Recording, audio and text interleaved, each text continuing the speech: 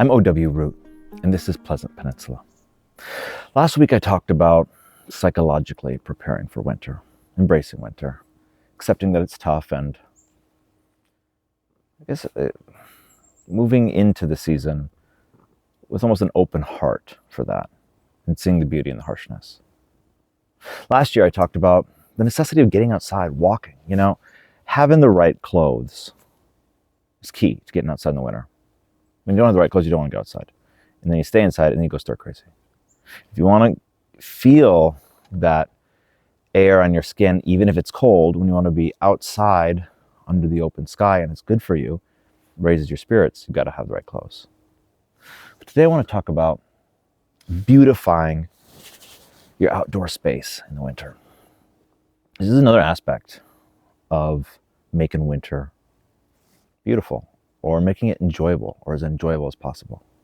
When I say beautifying, the truth is, if you live up here in Michigan, and the more northern you get, the more snow you get, and the tougher it gets. So when I say beautifying, it's never going to be a golf course in Florida or something like that. No.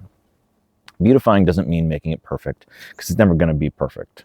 In February, when you've had, 50 inches of snow already, or some god-awful number like that, it's not going to be pristine. It's not going to look like a magazine cover. That's okay. But you can beautify your space a little. You can make some changes. You can add some stuff that makes you want to be outside. One of the most obvious ones are lights. Most people add lights, on Christmas and everything, but a lot of people take them down too soon. People take down their Christmas lights in January, or maybe by February 1st. Don't do that. Leave them up. Leave them up until the snow is gone. And maybe that means you don't do colorful lights. Maybe that means you do soft white lights. Do not do the cold, awful LED ones. Buy the soft, gentle, yellowy, kind of incandescent ones. Leave them up. Leave them up until all the snow is gone. It makes your house look nice on the street. And if you put them in the back, it makes you want to be outside in the back more. We put some on this bush right next to our deck, and one right back in the corner of our back, right by the back fence, and it's nice. It's nice to look out there and see something warm amidst the cold. My wife was saying that one of the things that is already getting to her this winter is not being able to leave because we've got a newborn. We've got a newborn, so it's difficult to talk outside, especially when it's, I think, like 16 degrees right now. And so she's spending so much time inside with a newborn. She can't go on the walks I go on with my kids. We go on these 2-mile walks, and we can do that when it's windy and 20 degrees because we've got all the right stuff. You can't do that with a baby who's 2 months old. So she's been going a little stir crazy. And so she suggested, tough to say in the cold, that let's beautify the back deck. And I called it Operation Winter Wonder. It commenced this morning. We had let the snow build up on the back deck. It was probably 18 inches of snow. It was not a pretty sight. But me and the kids went out there this morning and we cleared all the snow off. It was brisk to quite brisk. It's 18 degrees now or something around there. It was 13 this morning.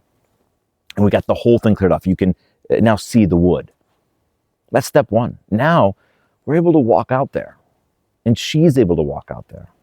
And next is beautifying it with some lights, maybe some warmth, one of these warmers, these fires. There's all these different contraptions you can have that essentially make it more enjoyable to be outside in the cold. And so that's what we're doing. We're trying to make our outdoor space as livable as possible through the winter to raise morale. I think that, like I said, it's not going to be perfect. Our back deck is not going to be featured on the front of Better Homes and Gardens.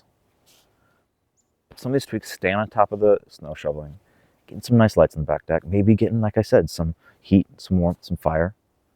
That could be a game changer. That could be the difference between making it through winter in an enjoyable way or kind of struggling through. and not really liking it at all.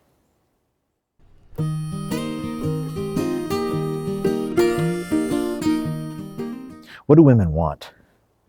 That's a question. We've been trying to figure that out for all time.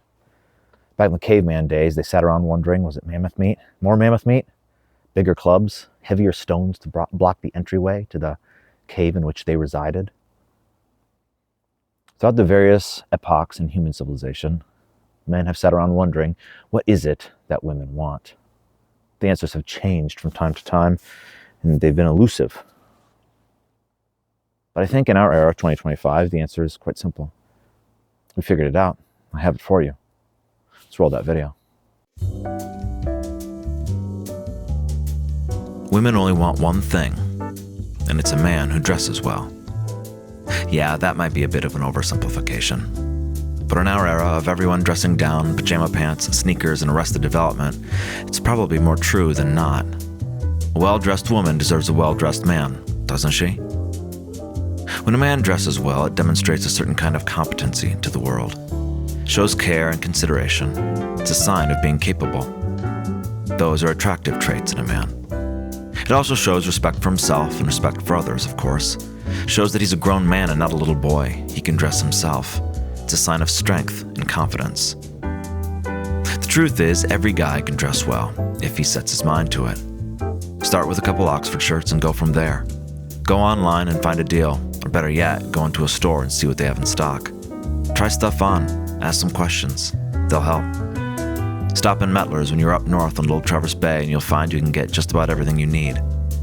The answer's simple. It doesn't take a rocket scientist to figure it out. All you have to do is dress well. So is that it? Is that it? Do women just want men to dress better? Is that the one thing that they want? Is that the answer to this eternal question? Well, maybe it's not that simple. Women want lots of things. But the truth is, in our day and age, men dress so poorly. They're such slobs. Sweatpants, hoodies, Crocs, that maybe it is that simple. I saw a guy the other day getting out of his car, walking into the store. He was wearing flip-flops, pajama pants, and a hoodie in northern Michigan. That would be absurd in Miami, where it's 70, because you shouldn't look like you just rolled out of bed when you're going to the store. But in northern Michigan, when there's snow on the ground in December, it's even more absurd. What is going on there? Women want this one thing because the problem is so bad. Because if a woman dresses decently, she also wants the man she's with to dress decently, whether it's a boyfriend, someone she's seeing for the first time, or her husband. And I'll tell you this, when I go out to the store, or excuse me, to the restaurant, and I look at men and women on dates, I almost never see a man dressed better than the woman. It's always the woman dressing better than the man. And no, not all women dress well. Absolutely not. But however they are dressing, it's almost never the man that's dressed better. Almost never. Of course, there's exceptions, but we can put them to the side. So this is a problem. And the truth is that, in a certain sense, what is attractive about a man who dresses well to a woman isn't necessarily the clothes. It's what they represent. It's the fact that when you dress decently, it shows that you care. It shows that you're capable. It shows that you're confident. It shows you're not a little boy who needs his mommy to dress him. To put it honestly, put it plainly. It shows that you have command of your wardrobe. I know that sounds like a small thing, but that reflects a certain sort of approach to the world. You know, apathy is unattractive to everyone. Apathy is not an attractive trait. It's definitely not an attractive trait in men. And when you dress like a slob, that's apathy. When you dress decently, it's the exact opposite. It's trying. It's making an effort. It's striving, putting your best foot forward. It's attractive. And that is all women really want. I'm O.W. Root from Michigan Enjoyer.